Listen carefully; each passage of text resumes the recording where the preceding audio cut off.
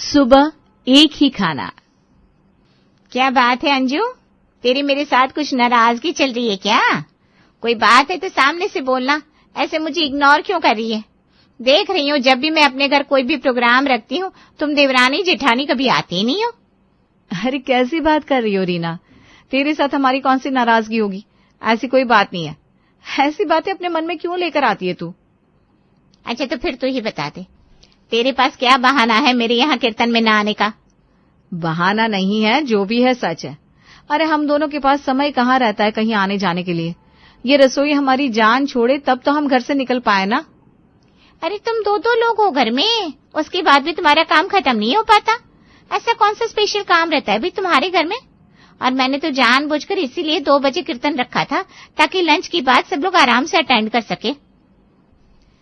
अरे रीना भाभी, अब क्या बताएं आपको अपने घर की रामायण। हमारे घर में लंच करवा कर रसोई समेटते समेटते हमें 3:30 बज जाते हैं। अब ऐसे में कैसे 2 बजे आपके घर आ जाए हम लोग? किचन समेटने के बाद तैयार होने में भी तो हमें थोड़ा समय चाहिए ना। और 4 बजे आपके यहाँ कीर्तन खत्म भी हो गया था। मुझे समझ में नहीं आ रहा तुम्हारे घर की आखिर प्रॉब्लम क्या है। मीना ने 3 दिन पहले सुबह के समय सत्यनारायण भगवान की कथा कराई थी, उसमें भी तुम दोनों ने न आने का यही बहाना मारा था कि सुबह सुबह रसोई में तुम्हारे पास बहुत काम होता है, इसलिए तुम कहीं जा नहीं सकती। ये तुम दोनों का रसोई का काम का बहाना कुछ ज्यादा नहीं हो रहा? तुम दोनों की रसोई ना हो गई, बिरबल की खिचड़ी हो गई जो पकने का नाम ही नहीं ले रही। अच्छा, तो तुझे ऐसा लग रहा है कि हम दोनों जानबूझकर सोसाइटी के सारे फंक्शंस को अवॉइड कर रहे हैं और रसोई के काम का झूठा बहाना बना रहे हैं? सिर्फ मुझे नहीं, कॉलोनी की सारी औरतों को ये लगता है कि तुम दोनों किसी के घर आना जाना पसंद नहीं करती। लगता है अब तुम्हें अपनी राम कहानी सुनानी ही पड़ेगी। तुम ऐसे नहीं समझोगी तो सुनो। सुबह सुबह नाश्ते के टेबल पर, अरे भाई, हमें तो ये समझ में नहीं आता कि भगवान ने क्या सोचकर ये रात इतनी लंबी बनाई है। रात को खाना खाने के बाद सुबह नाश्ता करने तक भूख से हमारे प्राण सूखने लगता है। कुछ नाश्ता बन गया है या मैं गुरुद्वारे की तरफ चला जाऊं? बाबूजी बस 10 मिनट और रुक जाइए, आलू के पराठे बन रहे हैं, आप पेट भरकर खाइएगा। अरे बहु 1000 बार बता दिया तुम्हें कि आलू के नहीं मूली के पराठे पसंद है हमें, लेकिन तुम दोनों की तो जैसे दुश्मनी है हमारे साथ। जब भी बनाओगी तब आलू के पराठे बनाओगी। अरे मुझे नहीं खाने तुम्हारे आलू के पराठे। जहां इतनी देर वेट कर लिया, आधा घंटा और कर लेंगे, लेकिन मेरे लिए तो तुम मूली के ही पराठे बनाओगी। बाबूजी आपके साथ हमारी कोई दुश्मनी नहीं है, लेकिन अमित ने रात में ही कह दिया था कि सुबह उन्हें नाश्ते में आलू के पराठे खाने। हाँ, तो जिसे आलू के पराठे खाने हो उसके सामने पेश करो ना। खबरदार, जो मेरे सामने आलू के पराठे का नाम भी लिया किसी ने। ससुर जी की बात सुनकर दोनों बहुएं रसोई में जाकर मूली के पराठे की तैयारी करने लगती है। अभी मूली के पराठे बनकर ससुर जी की प्लेट में पहुंच ही थी कि सासू माँ पूजा करने के बाद डाइनिंग टेबल पर आकर बैठ जाती हैं। अरे भाई, क्या है ये, सवेरे सवेरे उठते ही तुम सब पराठे पराठे चिल्लाने लगते हो। मुझे नहीं खाने पराठे वराठे। बहू, मेरे लिए तू आलू पूरी बना दे नाश्ते में। और सुन, पूरी में ना थोड़ा सा कचौरी मसाला मिला लेना, तब बनेगी खस्ता और कुरकुरी पुड़िया। और आलू की सब्जी में थोड़ी सी कसूरी मेथी डालना मत भूलना।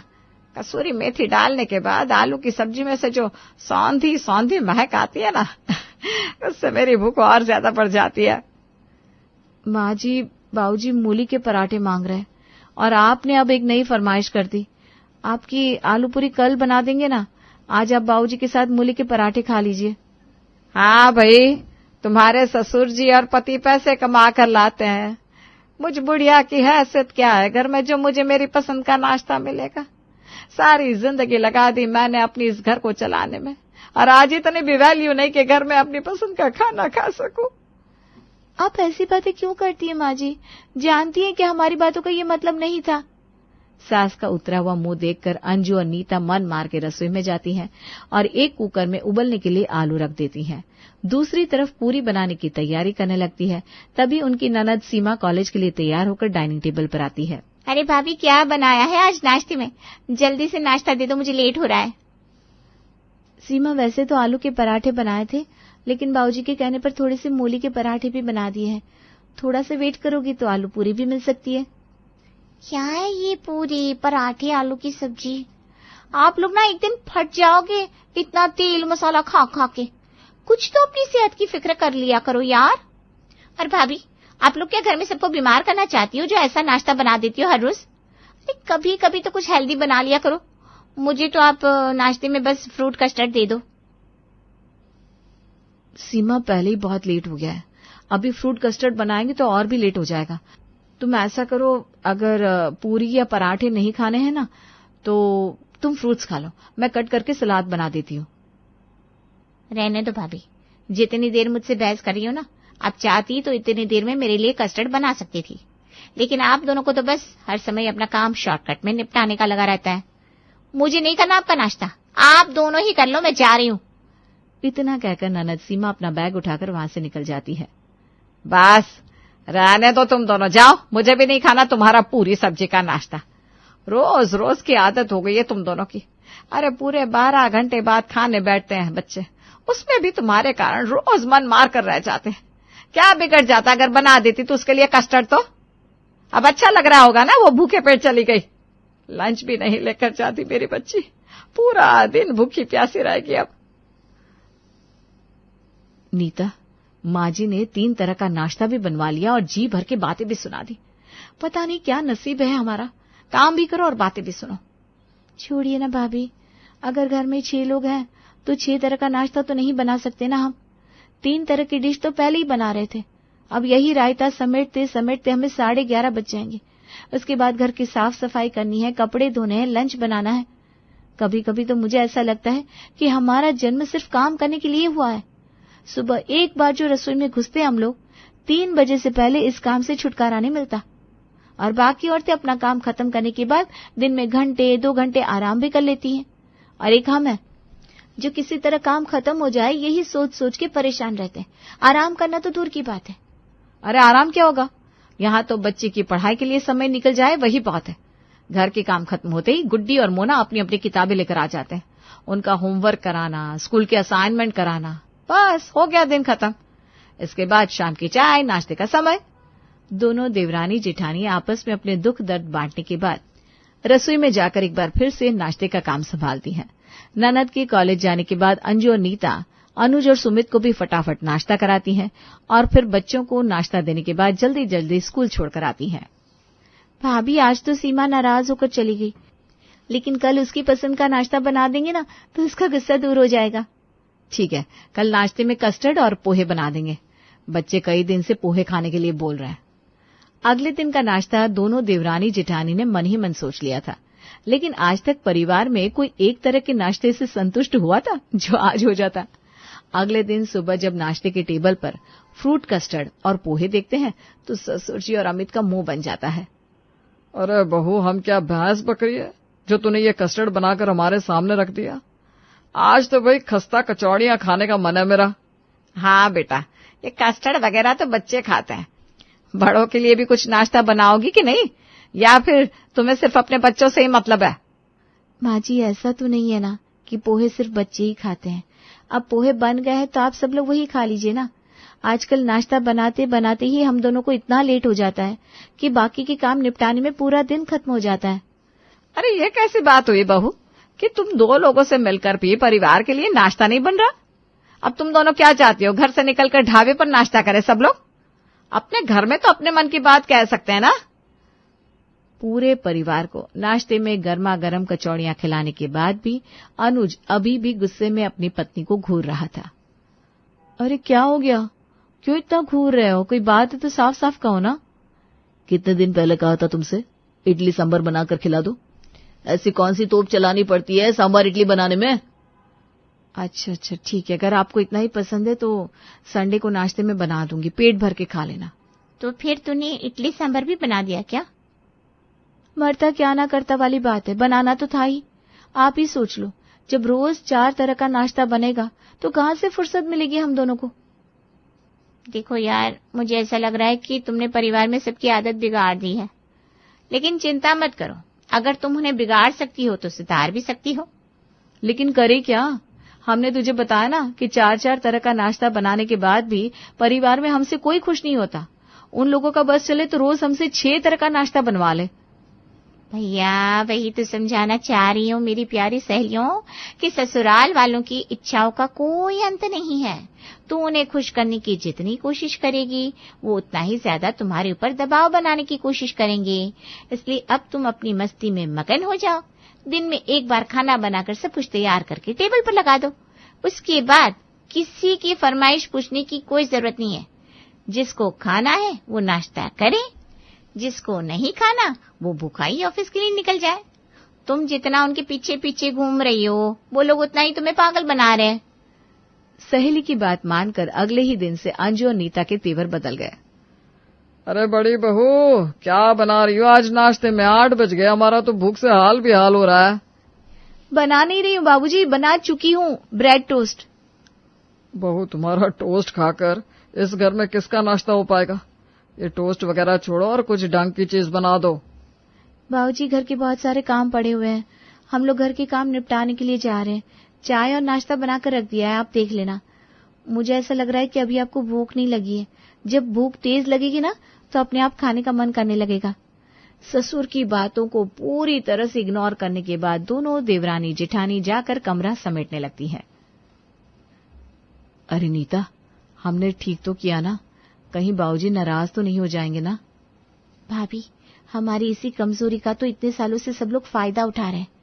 बस अब आप अपना मन पक्का करके चुपचाप अपना काम निपटाइए। अरे हम भी तो इंसान हैं, कभी तो हमें भी 2 घड़ी का सुकून मिलना चाहिए कि नहीं? डाइनिंग टेबल पर सिर्फ एक तरह का नाश्ता लगा देख अब तो घर में सभी हैरान रह गए थे। अब क्योंकि दोनों भाभियां भी नजर नहीं आ रही थी, इसलिए सीमा, उसके दोनों भाई और सास ससुर सब वही नाश्ता खा लेते हैं जो बहू ने बनाकर रखा था। अगले दिन भी वही होता है जो आज हुआ था। दोनों भाई ससुर के नाश्ता मांगने से पहले ही दोनों बहुएं नाश्ता बनाकर डाइनिंग टेबल पर रख देती हैं और ऊपर के फ्लोर की सफाई करने के लिए चली जाती हैं। अब कहते हैं ना रहेगा बांस ना बचेगी बांसुरी। जब दोनों बहुएं वहां थी ही नहीं तो आखिर परिवार वाले फरमाइश करते भी तो किससे? आज भी सब लोग मन मारकर पोहा खाने के बाद अपने अपने काम पर निकल जाते हैं। अब तो ये रोज की बात हो गई थी। अंशु और नीता जानबूझकर सिर्फ एक ही तरह का नाश्ता बनाती और उसमें भी उनका नाश्ता ऐसा होता जो फटाफट बनकर तैयार हो जाता। अब क्योंकि परिवार में सबके सब एक नंबर के चटोरे थे, फिर कितने दिन वो सीधा सादा नाश्ता खा पाते? 1 सप्ताह के बाद। अरे सुनती हो भाग्यवान, बस बहुत हो गया तुम्हारी बहुओं का ये गुंडा राज। हम तो जा रहे हैं, शाम को ढाबे पर पूरी सब्जी खा कर आएंगे। तुम कह देना अपनी बहू से अपना ये नाश्ता अपने पास ही रख ले। मुझे भी नहीं खाना ये रूखा सूखा नाश्ता। मैं भी जा रहा हूँ, अपने ऑफिस में ही कुछ मसालेदार सा मंगा लूंगा। मम्मी, मैं भी अपने कॉलेज में ही खाना खा लूंगी, मेरा भी बिल्कुल मन नहीं है सब खाने का। एक एक करके सभी लोग नखरा दिखाकर अपने अपने काम पर चले जाते हैं। शाम के समय, अरे बहू, तुम दोनों को शर्म आती है कि नहीं? रोज रोज बिना किसी की पसंद पूछे अपनी मर्जी से रूखा सूखा नाश्ता बनाकर टेबल पर लगा देती हो और वहां से 9 2 11 हो जाती हो। कभी पलट कर देखती भी हो कि तुम्हारा बनाया हुआ नाश्ता कोई खा रहा है कि नहीं? 3 दिन हो गए कोई भी घर पर नाश्ता करने के लिए तैयार नहीं है। तुम्हारे बाबूजी, अमित, अनुज सभी लोग बाहर नाश्ता कर रहे हैं। अब माँ जी, इस पे हम दोनों क्या कर सकते हैं? जिसकी जैसी इच्छा हो वो वैसा ही करेगा, हमारे कहने से क्या होगा? सब कुछ तुम्हारे कहने और करने से ही होगा बहू। ये एक जैसा नाश्ता बनाने का आइडिया भी तो तुम दोनों का ही है ना। अब ये जिद छोड़ दो और पहले की तरह सबकी पसंद पूछकर नाश्ता बनाना शुरू कर दो, ताकि कम से कम सुबह तो अच्छी हो परिवार में सबकी। ऐसा ना हो कि सुबह सुबह घर से ही भूखे जाना पड़े। सास ने तो लंबा चौड़ा प्रवचन सुना दिया, लेकिन अंजू और नीता ने भी इस समय बेशर्म होने की कसम खा ली थी। उन्होंने भी सास की बात को एक कान से सुना, दूसरे कान से निकाल दिया। देख रही है नीता, हमारे घर में सबकी जुबान इतनी तेज है कि घर का बना हुआ नाश्ता खाने के लिए कोई तैयार ही नहीं है। सबको बाहर का खाना खाने की छूट मिल गई है। या तो घर को ढाबा बनाकर रखो, और अगर घर ढाबा ना बन पाए तो खुद ढाबे में शिफ्ट हो जाओ। हमारे घर वालों का बस यही सीधा सा फंडा है, दिन रात बस खाने के बारे में सोचते रहते हैं। तकरीबन 10 दिन बीत गए थे। हर रोज बाहर का नाश्ता करते करते अब घर में सबकी अकड़ ढीली पड़ने लगी थी। अजी सुनते हैं आप, बहू को मना कर दूं ना आपका नाश्ता बनाने के लिए? आप भी वैसे शर्मा के ढाबे के छोले पूरी ही तो खाते हो नाश्ते में। नहीं भाग्यवान, मुझे कोई छोले पूरी नहीं खाने। शर्मा के हाथ के छोले खा खा के मेरा तो दिमाग ही सड़ गया। इतना तेल मसाला हजम नहीं हो रहा। जिस दिन से बाहर खाना शुरू किया है ना, अपच की समस्या हल ही नहीं हो रही। ऑफिस की कैंटीन में नाश्ता मिलता तो है, लेकिन उस खाने में घर वाला स्वाद नहीं मिलता। एक टाइम था जब हमारे घर में एक वक्त में 4 तरह का नाश्ता बनता था, और एक अब का समय है जब रोज रोज एक जैसा नाश्ता बनता है। ऐसा लगता है जैसे अंजू और नीता की डिक्शनरी में सिर्फ यही 4 शब्द बाकी रह गए हैं, पोहा, टोस्ट, सैंडविच और ब्रेड बटर। मैं तो कहता हूँ पापा, अंजू और नीता को बुलाकर सुलह कर लेते। अरे एक दिन में 4 डिश ना सही, एक ही डिश बनाकर खिलाए, लेकिन खाने लायक तो बनी हो। कहाँ हम पूरी, पराठा और इडली सांभर खाने वाले लोग, और इन्होंने ब्रेड बटर पर पहुंचा दिया। पूरा परिवार का हाल बेहाल होते देख दोनों बहुएं वहां आती हैं। मुझे पता है आप लोगों को हमारे रोज रोज एक जैसा नाश्ता बनाने से बहुत परेशानी हो रही है, लेकिन क्या आपने कभी सोचा है कि एक दिन में 4 तरह का नाश्ता बनाने में हमें कितनी दिक्कत होती होगी?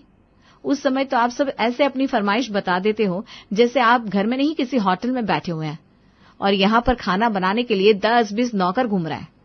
2 लोगों के खाना बनाने की भी कोई सीमा होती है कि नहीं? लेकिन इस घर में तो जैसे कोई हमारी बात सुनना ही नहीं चाहता। बस फिर क्या था, हमने भी कसम खा ली, जैसे कोई हमारी नहीं सुनना चाहता, हम भी बिल्कुल अंधे गूंगे बहरे बनकर अपने मन की करेंगे। अगर आपके लिए रोज रोज सेम खाना मुश्किल है, तो हमारे लिए भी हर रोज 4 तरह का खाना बनाना उतना ही मुश्किल है। आज पहली बार घर में सबको बहू की बात समझ में आ रही थी, और इस तरह परिवार में सभी लोग इस बात से सहमत हो जाते हैं कि घर में रहने वाले 8 लोगों में से हर रोज किसी एक की पसंद का नाश्ता बनेगा और बाकी के लोगों को अपनी बारी का इंतजार करना पड़ेगा। ऐसा करने से अंजू और नीता को भी सुविधा होगी और उनके काम भी समय से खत्म हो सकेंगे। वाकई पड़ोसन रीना की तरकीब काम आ गई थी। सिर्फ 15 दिन के अंदर घर में सभी लोग पटरी पर वापस लौट आए थे। नाश्ते का टाइम टेबल बनाने के बाद अंजू और नीता को भी समय से नाश्ते का काम निपटाने के बाद बाकी कामों के लिए समय मिलने लगा था। दोपहर में भी जल्दी जल्दी अपना काम खत्म करके वो अपनी सहेलियों से मिलने के लिए भी समय निकाल लेती थी। एक सप्ताह के बाद मीना के यहाँ सवेरे 11 बजे सत्यनारायण भगवान की पूजा में अंजू और नीता को बैठे देख रीना हैरान हो जाती है। अरे अंजू, नीता, तुम दोनों यहाँ? तुम यहाँ बैठी हो तो तुम्हारे घर में नाश्ता कौन बना रहा है? आज सासू माँ की ड्यूटी लगा दी है क्या? नहीं नहीं भाभी, नाश्ता तो हम ही बनाकर आए हैं। अब हमारे घर में पहले की तरह अंधा कानून नहीं चलता। आपके दिए हुए आइडिया से सबकी स्क्रू टाइट कर दिए हमने। नाश्ते का काम तो सुबह 10 बजे खत्म हो गया था, बस इसीलिए हम दोनों तैयार होकर पूजा में चले आए।